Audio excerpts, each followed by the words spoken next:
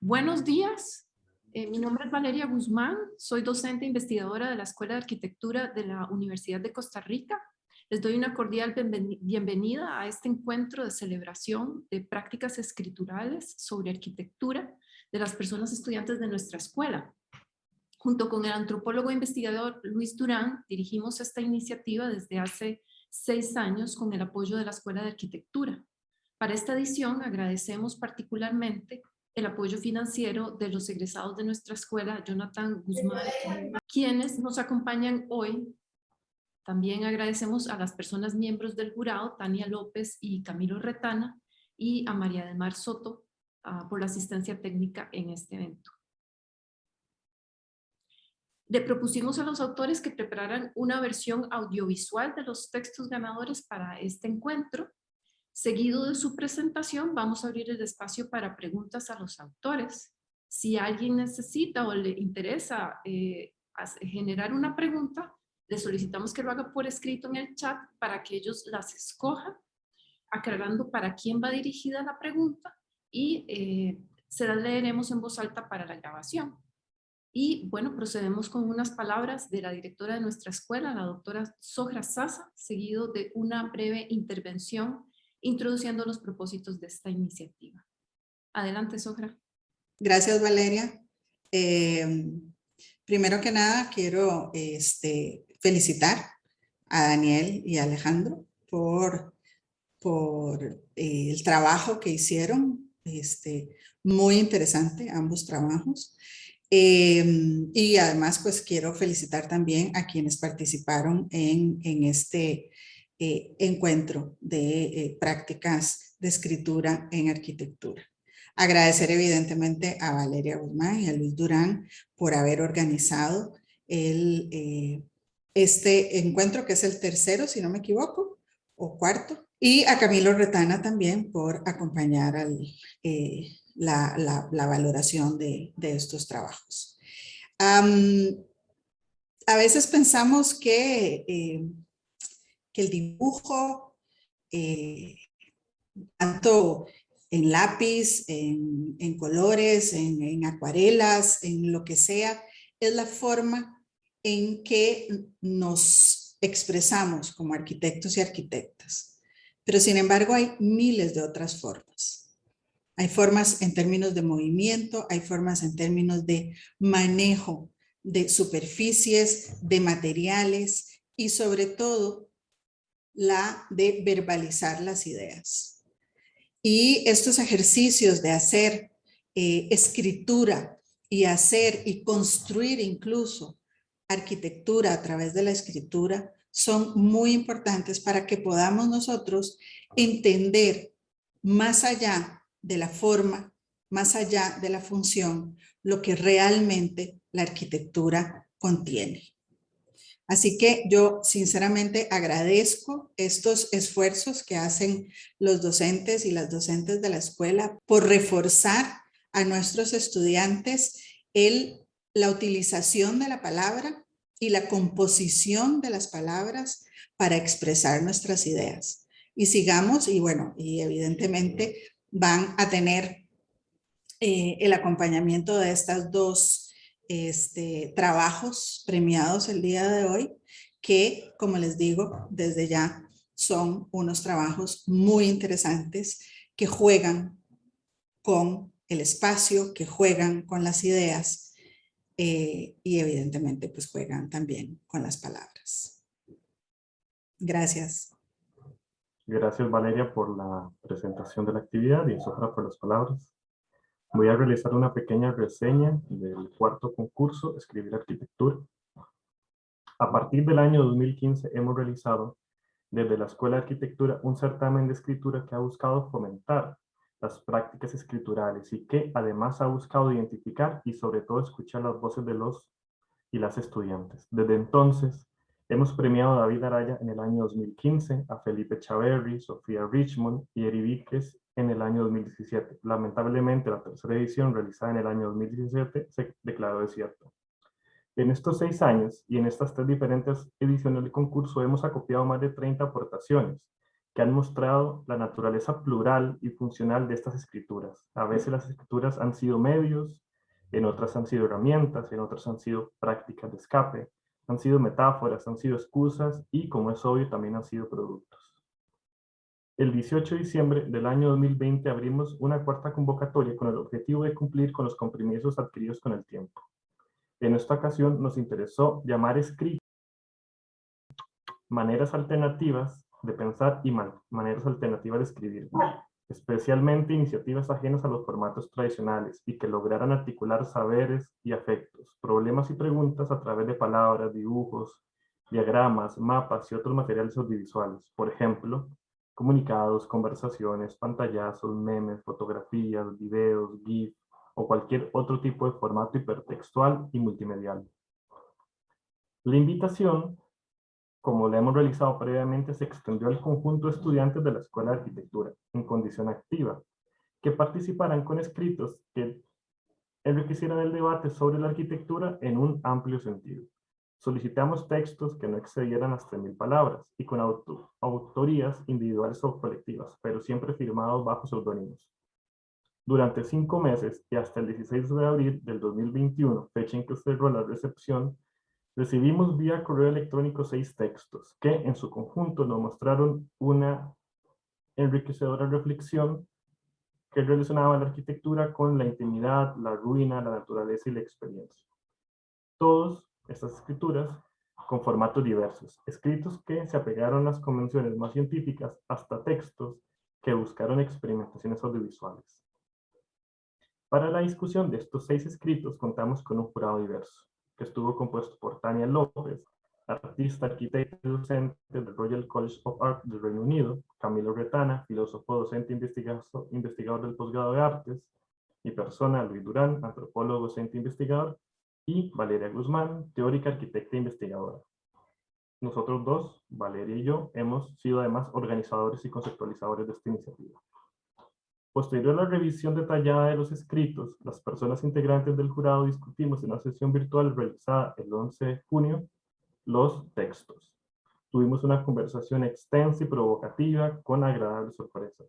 Como resultado, no solo elegimos los textos merecedores del primer lugar y de la mención de honor, sino que también realizamos comentarios y sugerencias para hacerlos llegar a todas las personas participantes. Y luego, como lo habrán visto en redes sociales, los de la escuela y el boletín de arquitectura, informamos los resultados de este proceso. Un premio para la persona ganadora y un reconocimiento de $250 y una mención de honor y un reconocimiento de $100 a esta segunda persona. Bien, ahora quisiera dar paso a Valeria para que hiciera una pequeña reflexión sobre las prácticas de arquitectura y las prácticas docentes situadas en la escuela. Gracias, Luis. Nada más quisiera dar una perspectiva tal vez amplia sobre el espíritu con el cual trabajamos Luis y yo, y en general con la escuela, y nuestros intereses del trabajo con el dibujo, la imagen, lo material y lo técnico. Junto a esas dimensiones, pues la de la escritura es una práctica también inherente a la reflexión arquitectónica en la academia. Las configuraciones, articulaciones y juegos posibles entre esas prácticas visuales y materiales no las consideramos como entidades estáticas o fijas, sino como movimientos y empujes centrales en la formación continua para el debate interno y la apreciación crítica de una persona estudiante de arquitectura. La escritura es crucial en la formación de un profesional de arquitectura. En los cursos que imparto en la escuela desde hace 10 años me interesa explorar con las personas estudiantes formatos, estilos y registros para generar y estimular la experiencia con la palabra. He organizado talleres con escritoras y escritores y he trabajado con procesos colectivos de escritura, lectura en voz alta, imagen y dibujo. Ahora tengo el honor de presentar al autor del texto ganador de la mención de honor en la edición 2021 de este concurso, que es el estudiante Daniel Abarca. El jurado identificó en el texto de Daniel una serie de fragmentos donde se repasan los cánones y las aspiraciones de un discurso arquitectónico calificado como pretencioso en su globalización, su colonialidad y su modernidad. Su autor registra varios tonos para esas reflexiones de naturaleza heteroglósica, con lo cual renuncia a las demandas de unidad y de coherencia que a menudo parecen obligatorias en contextos academicistas.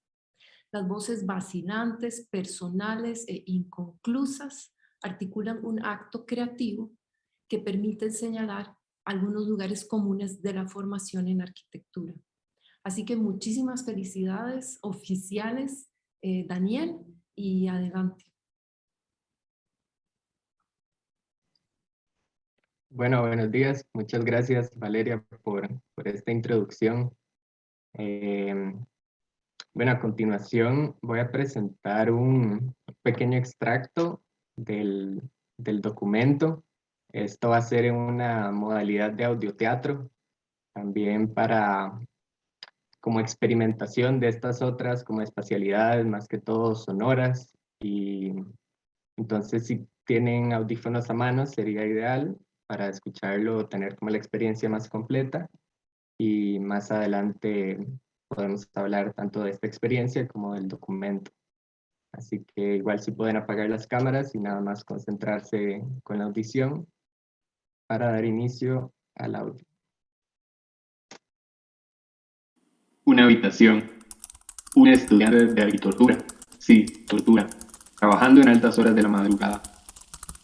Se levanta hastigado de su silla y le abre el vacío de su habitación, como si hubiese un público expectante. Urbanitas de gustos genéricamente globalizados. Presos de las tendencias impuestas, haciendo lo posible para que no se nos salga la costa finca. Modernidad, indiscutiblemente colonial, entre cafetales. Y para colmo, creemos tener un buen gusto. Como si existiese tal cosa.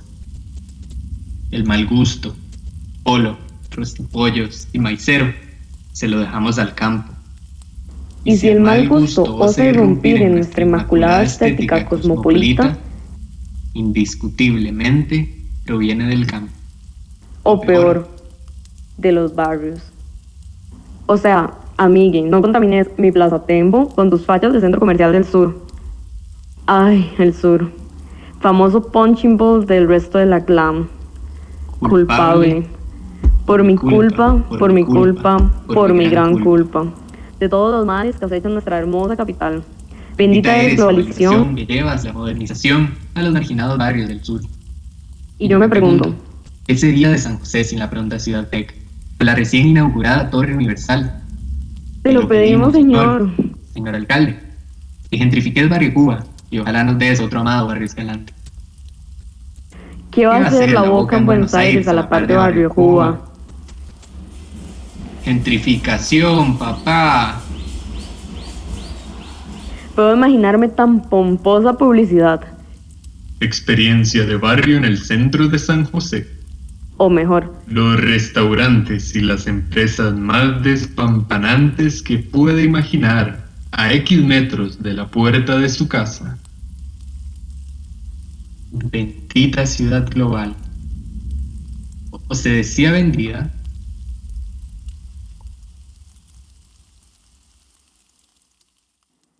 Distinta noche, mismo escenario.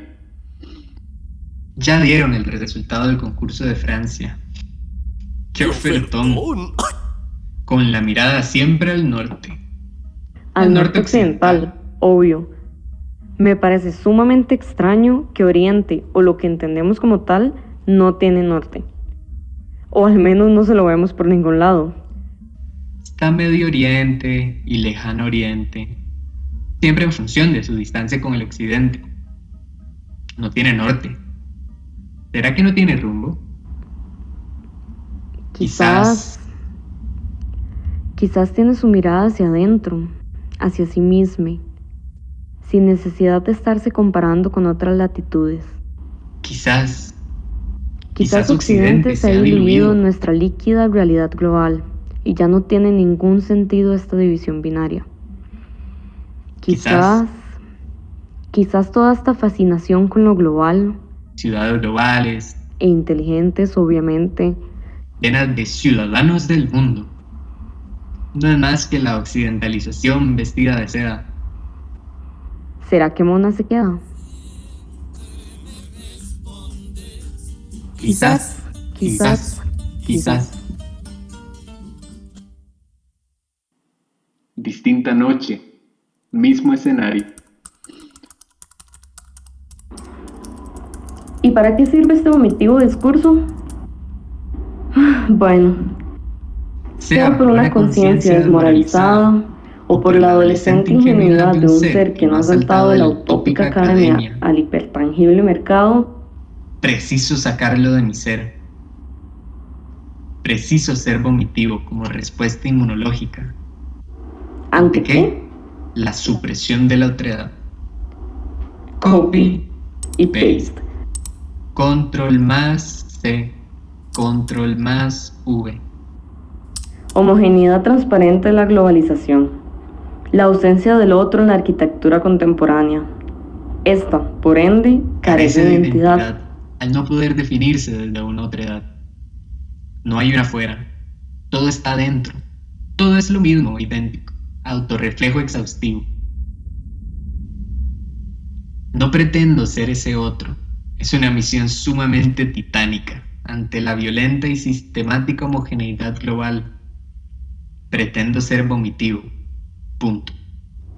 Cero, al menos. Una lente interna de repetición. En la continua transmisión sistemática.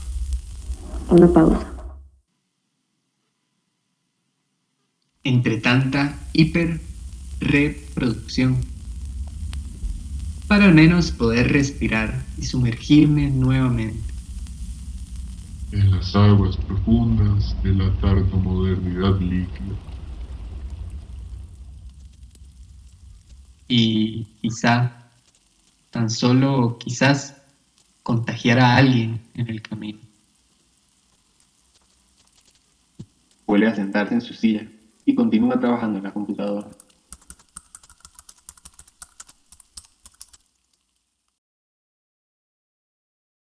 Muchas gracias, Daniel. Muchísimas gracias, la verdad. Me corresponde ahora presentar el texto ganador. En primer lugar, escribir la arquitectura fue para la arquitectura del conocimiento, elaborado por Alejandro Anaya. En este texto, la escritura es un ardid que cuestiona el lugar del conocimiento y que denuncia la mercantilización de los saberes y las experiencias en contextos académicos. Es un ardid precisamente porque pretende conseguir que las personas lectoras, por medio de una hábil acción formal, se incorporen en un juego de paradojas que visibilicen las dificultades del acceso a determinados materiales educativos. Doy paso a Alejandro, quien presentará su material expandido basado en su texto. Primero que todo, quiero darle las gracias a todas y todos por estar acá. Quiero darle las gracias a la profesora Valeria y al profesor Luis por poder brindar este espacio dentro de la Escuela de Arquitectura, al jurado y a las personas que nos acompañan el día de hoy.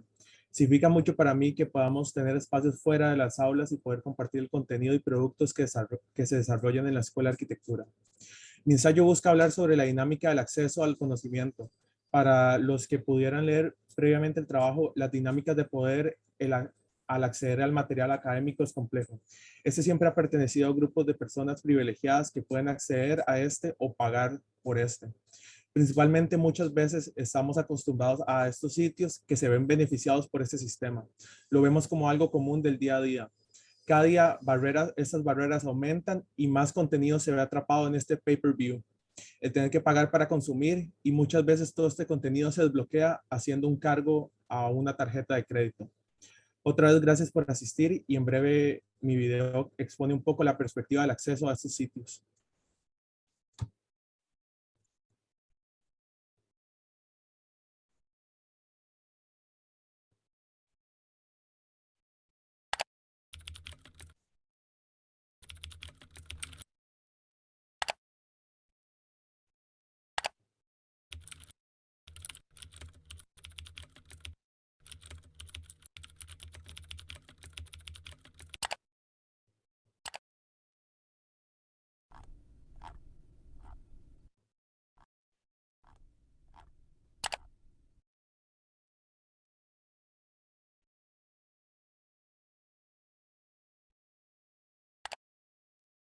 La arquitectura y el conocimiento. Exclusión económica, educativa y sociales por medio de la mercantilización del conocimiento. Alejandro Anaya, estudiante, Universidad de Costa Rica, Escuela de Arquitectura. Resumen.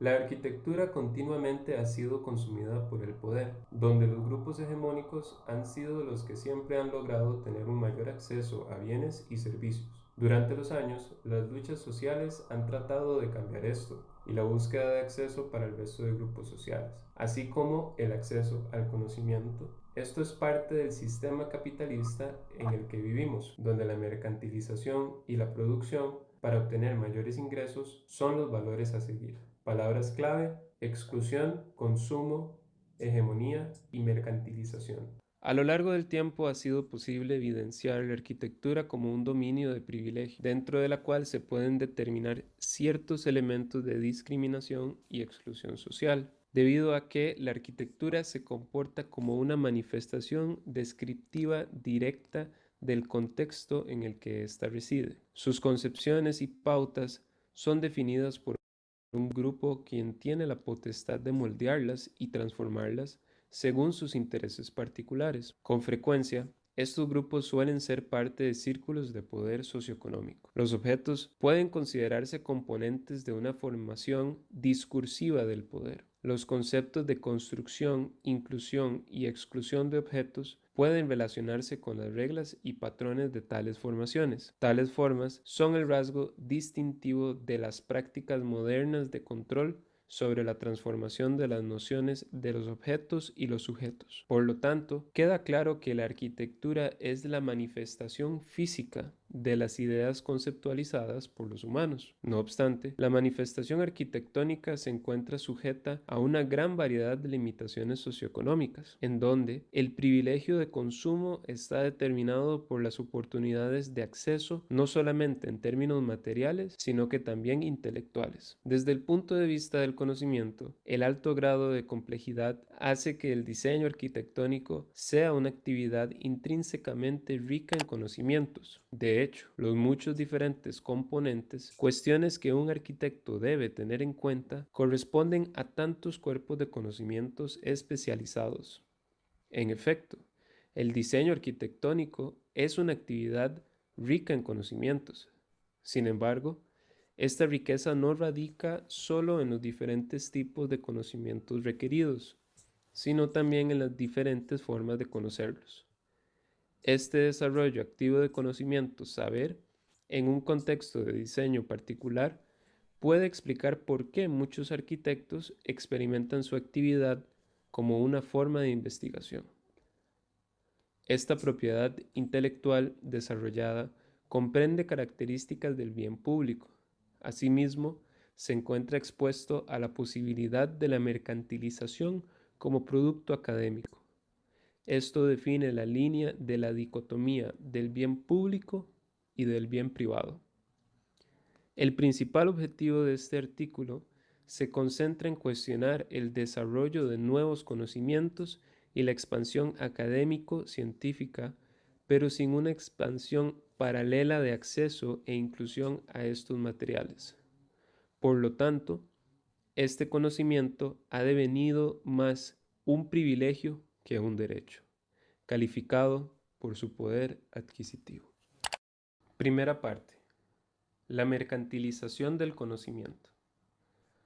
Mientras que la información nos proporciona descripciones objetivas, el conocimiento nos proporciona interpretaciones subjetivas.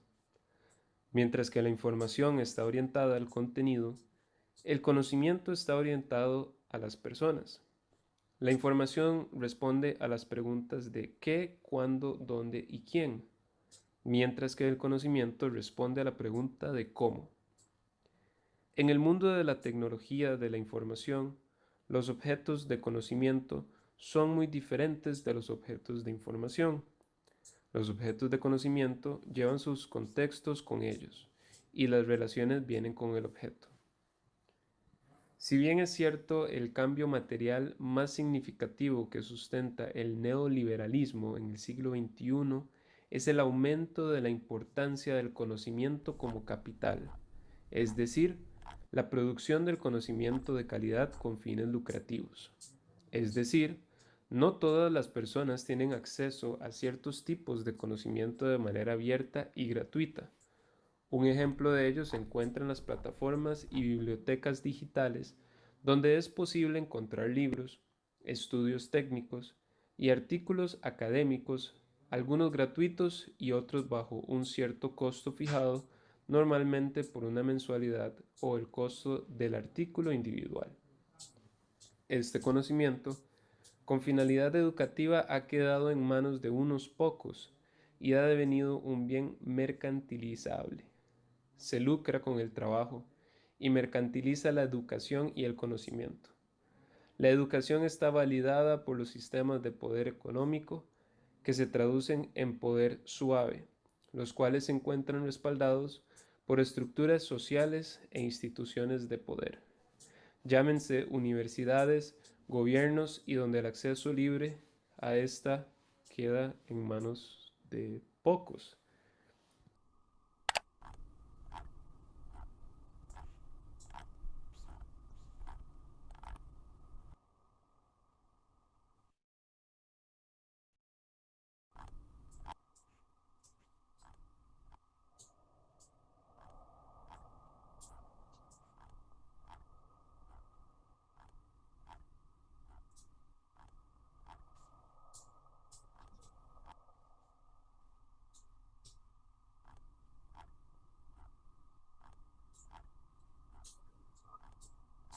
Qué raro, dice que mi suscripción ha terminado. Para continuar leyendo este texto, Research Resource, creado para educar, compartir y vender. Research Resource te da la bienvenida. Creativos expertos que entregan resultados. Research Resource es una empresa de publicación de libros, ensayos científicos y monografías. Desde el año 1997 hemos dedicado nuestro tiempo a comprender qué funciona y qué no en el mercado de la academia. Esas son palabras de nuestro director ejecutivo.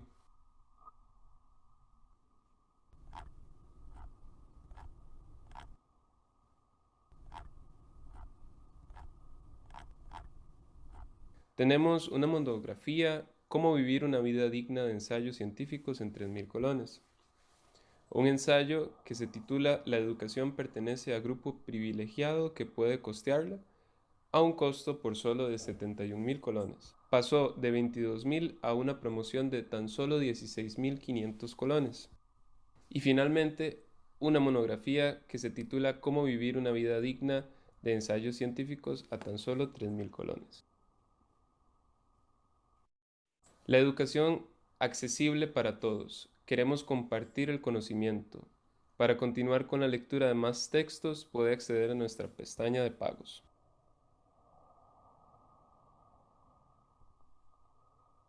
Liquidación de trabajos científicos. Solo este fin de semana. 16 de abril del 2021.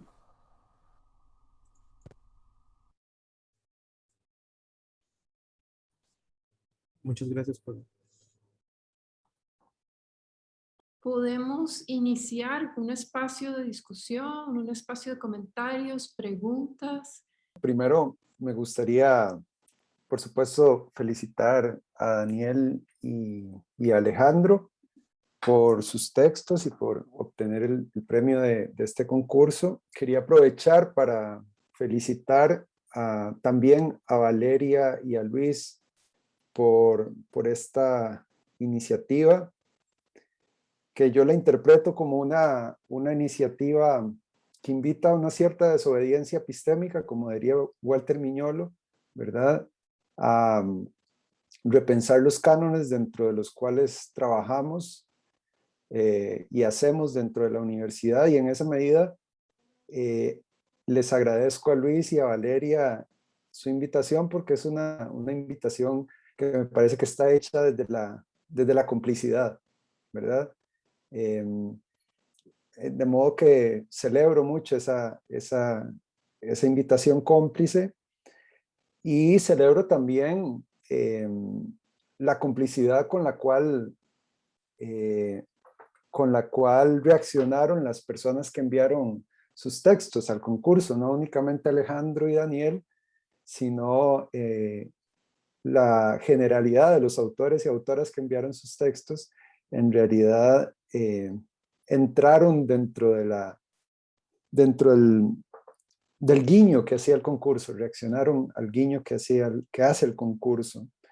Y creo en esa medida también que es importante para mí que, digamos, que trabajo en otra unidad y que he sido invitado a participar de esta iniciativa, celebrar también el hecho de que la escuela acoja el concurso con entusiasmo. Creo que habla también bien de la escuela, porque bueno, ya sabemos que este tipo de iniciativas no siempre encuentran un nicho dentro de los espacios académicos, precisamente porque lo que el concurso plantea desde mi punto de vista es un cuestionamiento justamente de cómo funcionan los protocolos académicos. Y en ese sentido creo que este concurso es una iniciativa muy valiosa, no solo dentro de la Escuela de Arquitectura, sino dentro de la universidad, porque plantea un saludable descentramiento de la escritura académica que se ejerce muy poco dentro de la universidad, dentro de las universidades en general, pero dentro de nuestra universidad en particular.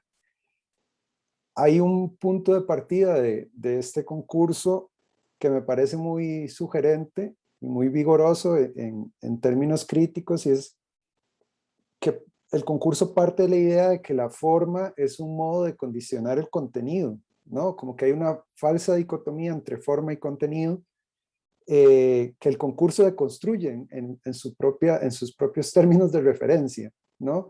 Y bueno, a partir de la deconstrucción de esa falsa dicotomía entre forma y contenido, se plantea la idea, se posiciona la idea de que la forma condiciona lo que decimos, ¿no?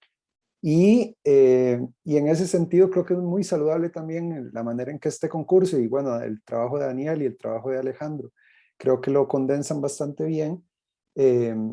Hay una contaminación de lenguajes, ¿verdad? De lenguajes de la arquitectura, pero también de, como decía Sohra, de la palabra escrita y otra serie de recursos, que invita entonces a nuevas formas de hacer y de pensar la arquitectura y la escritura misma.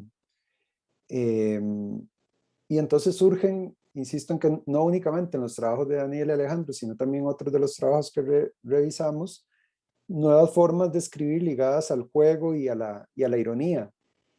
Y bueno, me parece, de nuevo, para terminar, que se trata de quiebres epistemológicos muy relevantes, muy interesantes, muy sugerentes, porque también ponen en evidencia el hecho de que para crear nuevas formas, nuevos lenguajes, no se trata tanto de partir de la nada, sino de combinar recursos que ya están ahí, ¿no? Creo que ese es el mayor logro en mi criterio de los trabajos de Daniel y de Alejandro, la forma en que combinan registros, en que hibridan esos registros. Y entonces quisiera nada más reiterar mi gratitud por la invitación y quisiera desear larga vida al concurso, del cual estamos ya en una cuarta edición. Bueno, un saludo y muchas gracias, Valeria, Luis, a Daniel y Alejandro. Muchas gracias, Camilo. No sé si alguien más tiene algo Sí, que plantear. hola, Jonathan. ¿cómo están? Un gusto. No puede hablar porque está ahí muteado, pero no importa.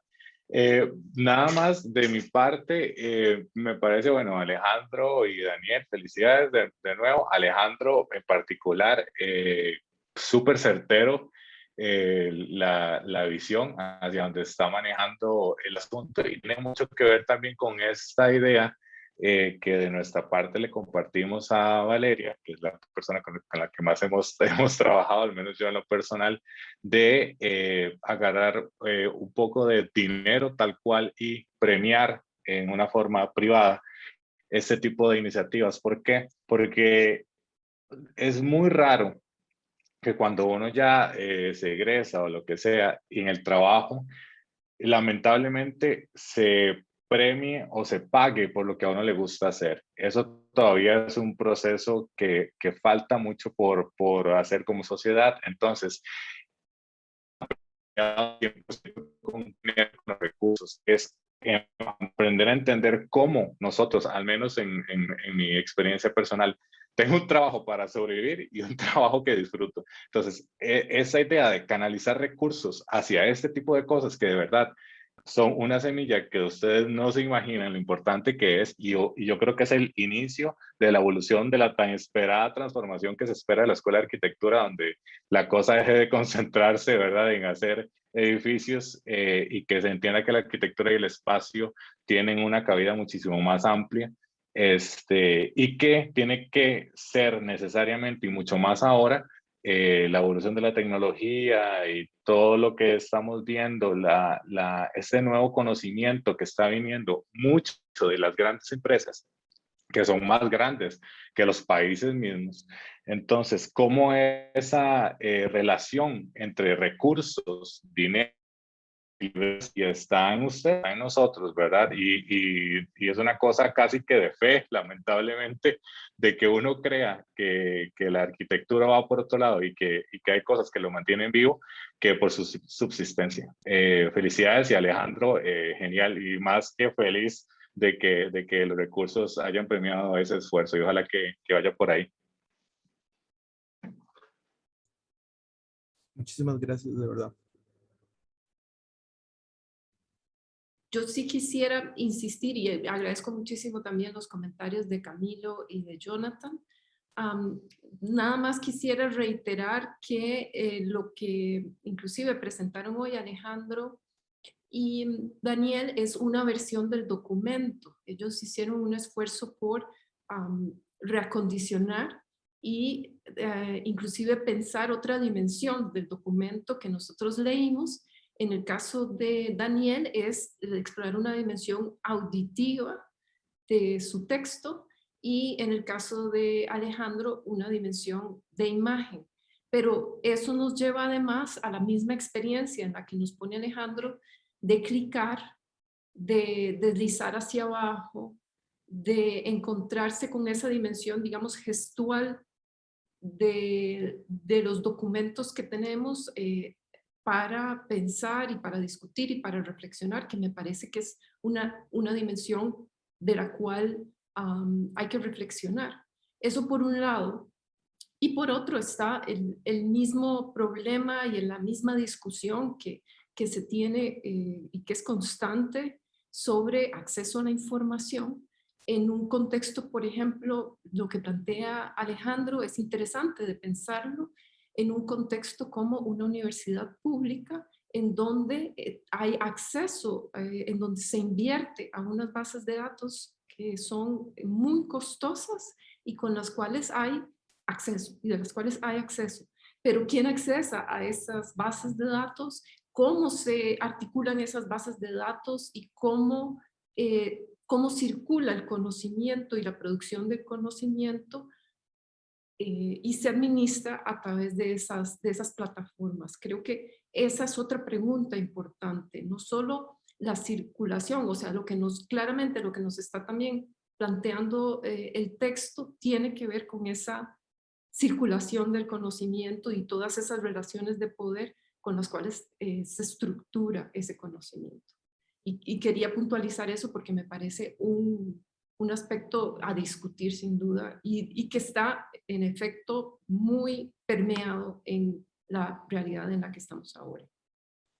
Específicamente en el ejercicio que propones, Alejandro, hay un asunto que a mí me interesa mucho, que es la crítica del paper, del formato del paper específicamente, que me parece que hay una serie de políticas académicas que generan una especie de extorsión alrededor del paper, en el sentido de que, por ejemplo, a los y las docentes de la universidad se nos pide, como para avanzar en nuestra carrera académica, no en la UCR, sino en todas las universidades del mundo, que nos adhiramos a ese formato. de una manera muy ingenua se suele asumir que ese formato, de nuevo, no condiciona lo dicho, ¿no? Sino que es un formato libre dentro del cual se puede meter cualquier cosa. Pero bueno, justamente lo que muestra el ejercicio de Alejandro es que hay toda una red mercantil que le quita casi que todo su potencial al paper como formato de escritura. Y en esa medida me interesaría escuchar, Alejandro, digamos, ¿cómo ves vos ese formato? O sea, ¿qué límites le ves a ese formato de producción académica que se ve que te interesó de construirlo en el ejercicio que realizaste? Muchas gracias por la pregunta. Claro, bueno, muchas veces el contenido como nosotros lo exponemos tiene ciertas bases y ciertos formatos que tenemos que cumplir. Mi trabajo lo que traté fue ir combinando estos formatos, mezclarlos para irlo alterando. Bueno, una base del concurso fue que el trabajo viniera sin formato alguno.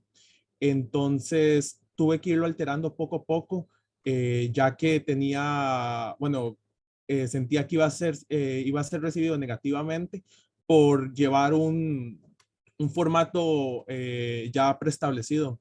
Entonces, bueno, yo lo fui alterando en estas partes para que primero se leyera normal, como un trabajo o cualquier otro trabajo que se hubiera postulado, y es ahí esas alteraciones que le fui dando que permitieron esta producción.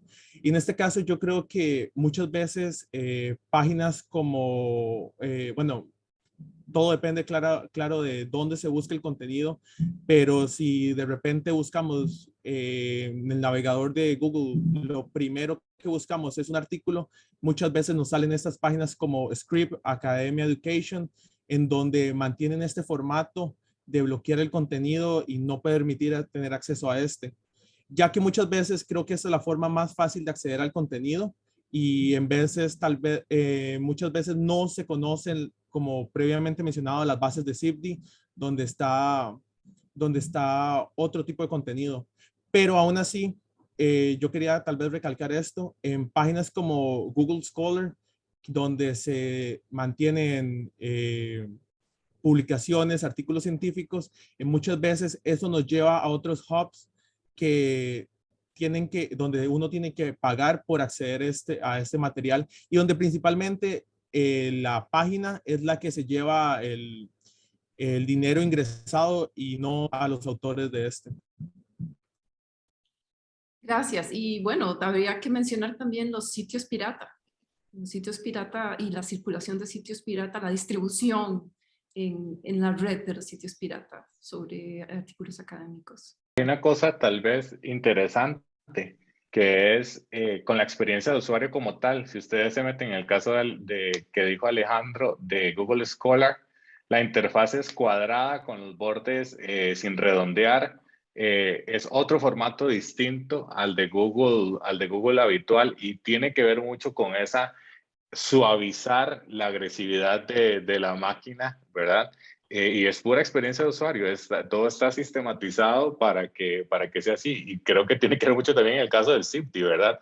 El acceso tal siquiera del montón de capas que tienen versus Google y Academia o Script, que están hechos y pensados para vender tal cual.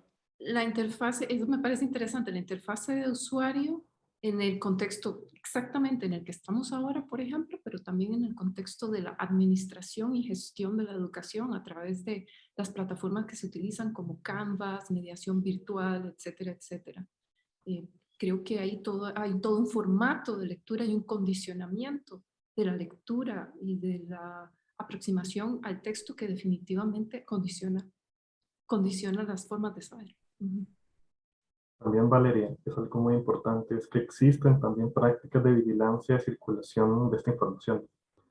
Prácticas policíacas, el caso más reciente de estas páginas en donde uno podía poner el DOI del texto y se lo descargaban por mediación de sitios web rusos, o gente que hacía prácticas colaborativas de cuando uno podía pagar un texto, uno subía el DOI, otra persona le colaboraba a uno a bajar el texto, ¿verdad?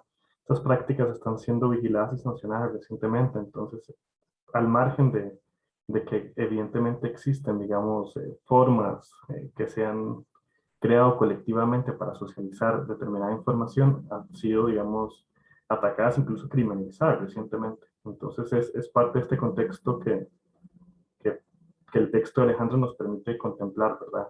¿Qué pasa con esta circulación de información y artículos? Tal vez para agregar un comentario, bueno, mucha gente a la hora de leer el texto me remiten un mensaje preguntando que dónde puedo seguir leyendo el contenido. Y yo creo que es que estamos acostumbrados a estos sistemas realmente, al sistema de tener que pagar para poder consumir.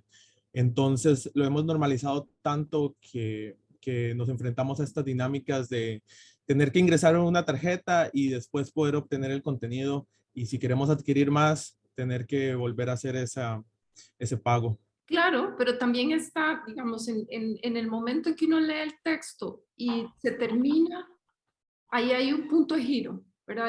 Hay una lectura que es un punto de giro. Y ese punto de giro es básicamente una invitación a un registro diferente de lectura. Y entonces hay que sintonizar con ese cambio de giro, ¿verdad?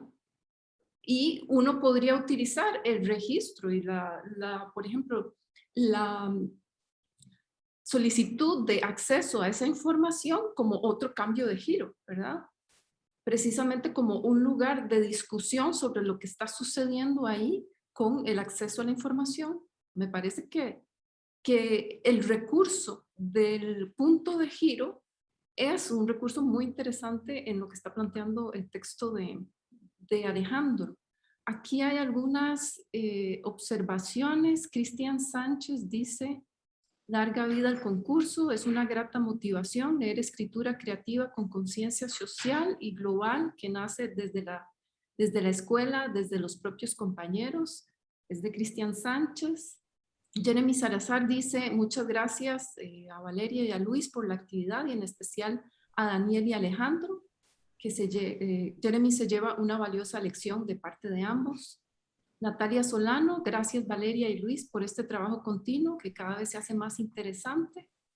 Y también le envía felicidades a Daniel y Alejandro. Eso que vos dijiste hace un rato a mí me parece clave y hasta donde recuerdo este es el único espacio desde que empezó la pandemia donde yo al menos he oído que se ponga en discusión de qué manera estos formatos como por ejemplo mediación virtual no son formatos neutros por los que la información pasa, ¿verdad?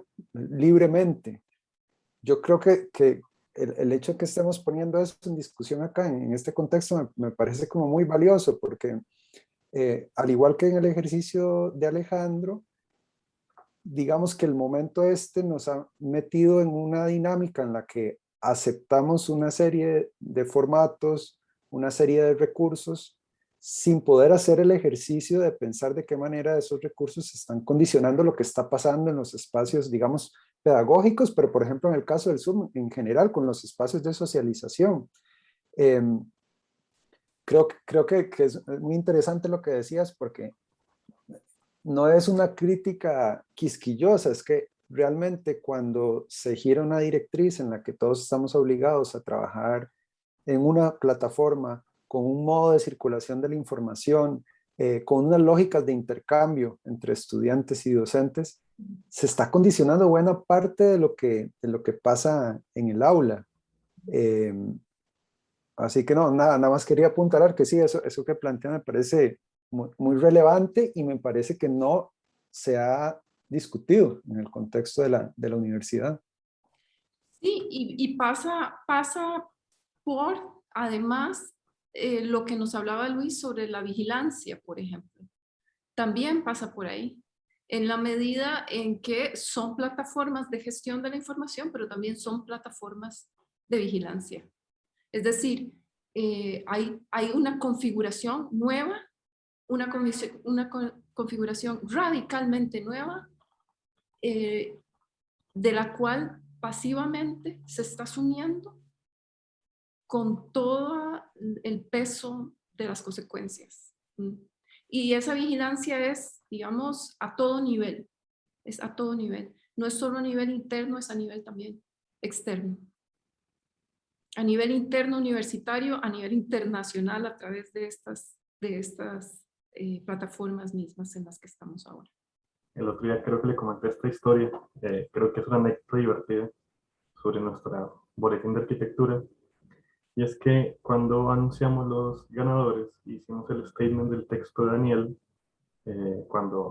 y que Daniel muy bien trabaja, digamos, un análisis crítico sobre la condición moderno-colonial del desarrollo urbano. Una de las cosas que me pareció muy interesante cuando desplegué la información del boletín de arquitectura es que me llenaba de spam con anuncios de viviendas de lujo. Entonces era una imagen muy graciosa ver, digamos, el statement y el texto, ¿verdad? En esa crítica, digamos, de estas arquitecturas y estos desarrollos bombardeadas al lado. Luego les compartiré la imagen porque les tomé un pantallazo de estas cosas, ¿verdad? Entonces también, como dice Camilo, las formas en que accedemos a estas cosas y las plataformas nos median las relaciones, ¿verdad? Entonces es muy interesante contemplar, digamos, como pensaba Walter Benjamin, esta imagen dialéctica que nos presenta. Por un lado, un texto que nos hace una reflexión crítica de esto, y el otro, ese intento intrusivo, constante de hacernos ver determinadas arquitecturas que están, digamos, en el mercado inmobiliario. Entonces me pareció como una imagen que ayudaba también a crear, digamos, o fomentar más paradojas y cuestiones de pensamiento, que me pareció, digamos, por lo menos como anécdota divertida, pero también que tiene un fondo de reflexión en todo caso.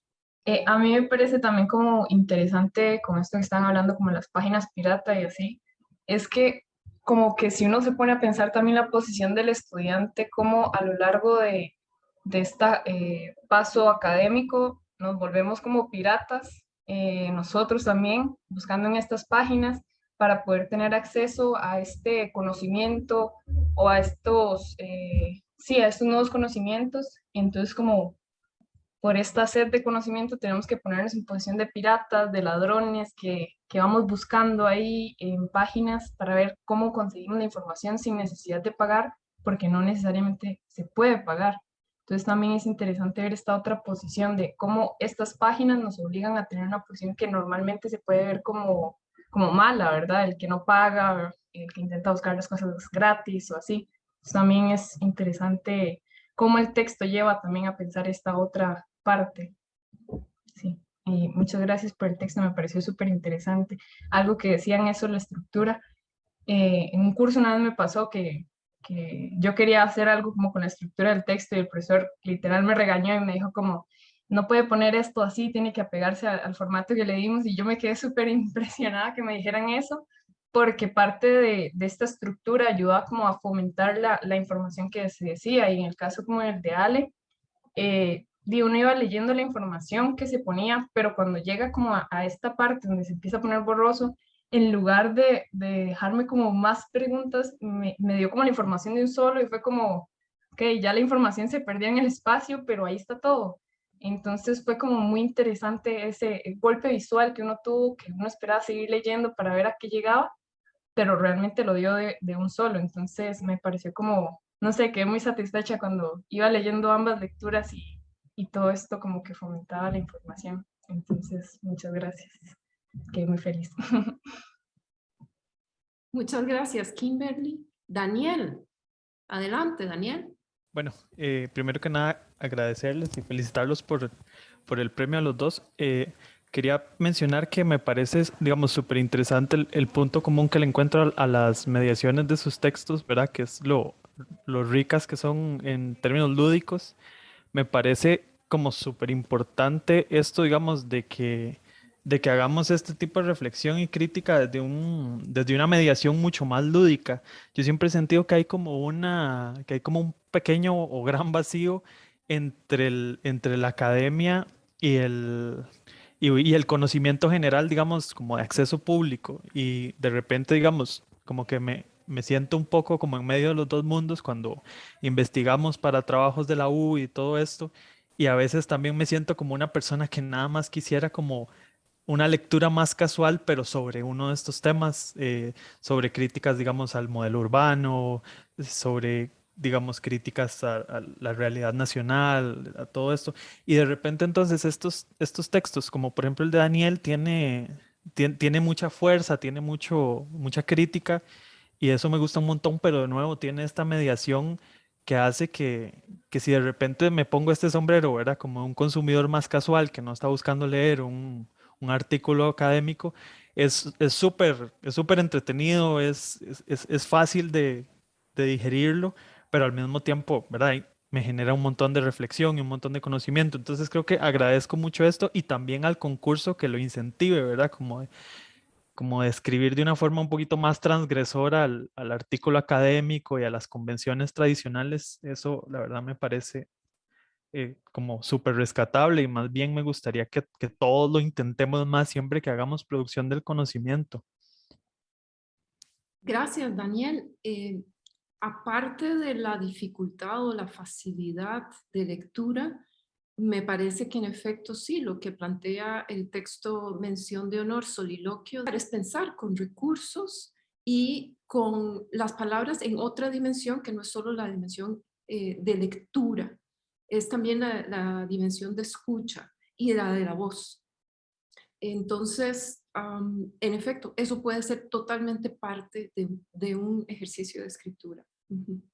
Y me parece que en una escuela de arquitectura eso es un lugar potencial y riquísimo de trabajo. Adelante, Cristian. Hola, buenos días a todos. Quería hacer también una pequeña observación, tal vez un poco general, y lo que me parece interesante es que cada vez que como la reunión o esta puesta en escena que tenemos como que se va a terminar, cada uno siempre es como, yo voy a hacer un comentario también y otro más, y eso me hace pensar muchísimo, digamos, de que esos espacios son súper necesarios, como mencionaba el compañero Daniel, de leer un poco más de escritura crítica, escritura diferente, creativa, como lo propuso Alejandro, que de hecho Alejandro fue uno de los que le consulté varias veces por qué me aparecía esa pantalla de pagar, pero dio en el punto y siento que a comentario general, digamos, de la actividad, como lo había puesto en el mensaje, es motivante, como que varios de los que estamos en toda esta maraña de arquitectura o en otras carreras también, nos interese más explorar esa parte creativa de la escritura, como lo hizo Daniel, meterse con el teatro, con la escucha, o algo más crítico como lo que hizo Alejandro. Entonces, siento que es súper necesario este tipo de eventos, y no solamente como uno en el año, sino como seguirlos recapitulando a lo largo del año, y más que todo, digamos, cuando es tanta materia, digamos, en todo lo que se nos bombardea en el semestre, y tener como una salida de decir, mira, hoy es la reunión que se hace para, no sé, hablar sobre ciertos temas críticos de la escuela que a veces a uno eso es lo que lo mantiene en pie, consultar, hablar un poco, digamos, al respecto, sobre todos estos temas que son tan importantes tocar, y que a uno lo llenan de tanta riqueza y de tanta motivación para seguir escribiendo y para seguir explorando. Gracias. Quizás nada más me gustaría agregar unas palabras antes de cerrar. Definitivamente quedo muy agradecido con el concurso, y como se ha dicho anteriormente, esta libertad como de formato y de textos es bastante enriquecedora, porque en el caso del documento que yo presenté me permitió como pensar inclusive desde las subjetividades, como que muchas veces caemos en que si es algo de la universidad o es algo académico, tiene que ser todo completamente objetivo, o buscar como las citas textuales o bibliográficas que me permitan como validar lo que estoy diciendo. Entonces, como poder expresar desde lo vivido como persona estudiante de la Escuela de Arquitectura, y como vivencias de compañeros que tenían estos mismos sentires, creo que también visibilizan como que desde la subjetividad o de los sentipensares se puede hacer este mismo discurso crítico. Entonces, como esta libertad de formato y de temáticas es muy valioso y pues quedo muy agradecido con esta oportunidad. Gracias, Daniel. Yo nada más, para que dejarle a Valeria el cierre, agradecerle a Alejandro y Daniel por la participación, pero también a las otras 4 personas, a las personas que nos colaboraron con donaciones para los premios, y a todo el recurso que la escuela nos ha permitido, no solo intelectual, sino también de plataformas, redes, ¿verdad? Que ayudan y hacen parte de toda esta iniciativa y ojalá nos podamos volver a ver pronto en algún evento como este, celebrando una 5ª edición y bueno, agradecerles también la presencia a las personas que están por aquí y bueno, eso, muy agradecido de verdad como organizador del evento. Nuevamente, muchísimas felicidades al trabajo de todos los estudiantes, de las personas estudiantes de nuestra escuela, de las personas que participaron. Este es un lugar para que sus voces se articulen, considérenlo como un lugar para voces no de agenda temática, sino de articulación de voces de lo que a ustedes les interese plantear. Así que, pues sin más, entonces podemos despedirnos y felicidades nuevamente.